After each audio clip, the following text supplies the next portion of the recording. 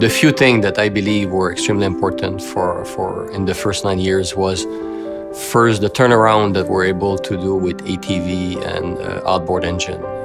The refocus for broad product line on the high end and let go a few products that were not profitable. Also in Valco, when we announced that the ATV would be transferred from Valco to Mexico, it was a shock.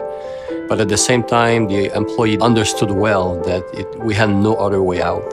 And they accept the decision with maturity. They trust us. That was definitely a very strong moment. After we had the launch of the Roadster, which for me was an incredible experience. And in 2010, the launch of the side-by-side, which is complement to the ATV. And I am extremely proud of the strength of the Can-Am brand. Also, I cannot not talk about Ski-Doo and Sea-Doo, our other brand and Lynx that are very, very solid. Despite the up and down, despite the focus on the new products, we've been able to remain leader in those product line. Over the years, we have constantly pushed innovation, constantly pushed technology, constantly improved the handling, the looks of our product. And today, when I look at all our product lines, one by one, we are extremely competitive, and we're gaining year after year momentum and market share in all the industry that we are in. And I'm just came back yesterday from Cabano, where we test ride the snowmobile under heavy rain. And you need to ride our snowmobile versus the competition, and man, I mean, we are a leader, and I understand why. And for me, it's a pleasure every time that we compare our product to the others, because that's at the end what the customer buy. The most difficult moment, definitely the 2008-2009 recession. Our first quarter of 2008 was the strongest ever, and we had a lot of momentum in the first half. In the second half of 2008, we started to feel the slowdown in the summer, and we hit a wall in the fall of 2008. Our sales have dropped by 40% in 6 months, and we had to step back and look at the big picture. And we have done what was right for the company. We have reduced production, helped dealers to clear out inventory, reduce our expenses. And those decisions were needed. What was remarkable is the support we had from our sponsor. They were really, really helping to find solution. But the most difficult of all those decisions is when you decide to reduce the workforce by 2,000 people. Because you know, when you make those calls, that you're touching 2,000 families, you're touching community where those people are, and you're affecting the life of many, many people. But we had to do it. The people understand it, and we did go through the crisis because of the support of our employees.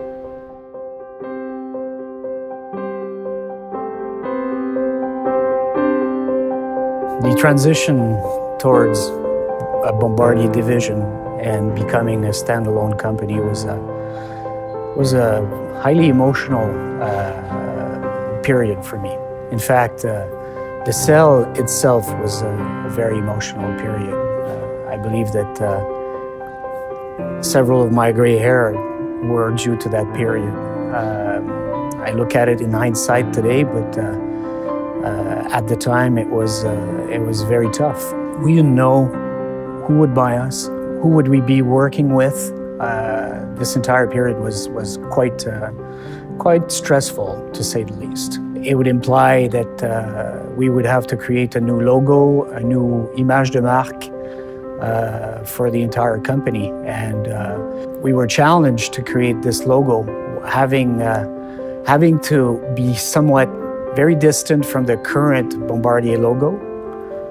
Yet we wanted to keep some heritage, because if you think about it, the origin of the sprocket comes from our division. So for us to shy away from the sprocket was kind of a challenge. And at the end, we created something that encompassed the heritage. We retained enough of of the sprocket, the original sprocket, but made it quite a bit more modern, because this company is going forward, and it actually had some kind of an opening inside the sprocket.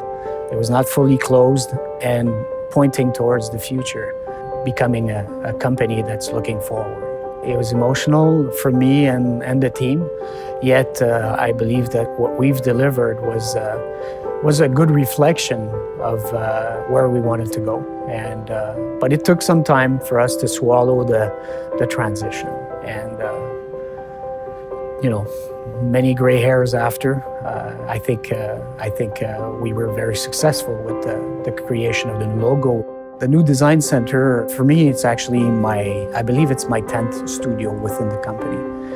We've had studios in a few places, but obviously when we were sold and became a standalone, one of the sad things that I had to do is actually close the Saint Bruno studio.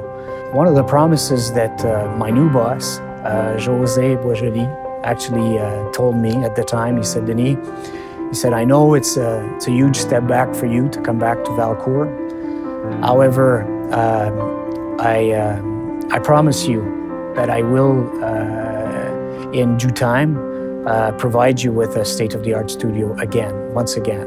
A few years have passed, and we went back into the normal studio that we had, and we had a split studio in Sherbrooke and Valcourt. However, José, being a man of his words, what he had promised, delivered, and he gave me the go-ahead to imagine and create a state-of-the-art studio. From the modelers, from the designers, from the engineers, from the technicians, everybody were involved and made it their own as we were designing it. And so it was tremendously easy to convert and take ownership of this new design center, and becomes a great asset for us to attract talent wherever they may be throughout the world.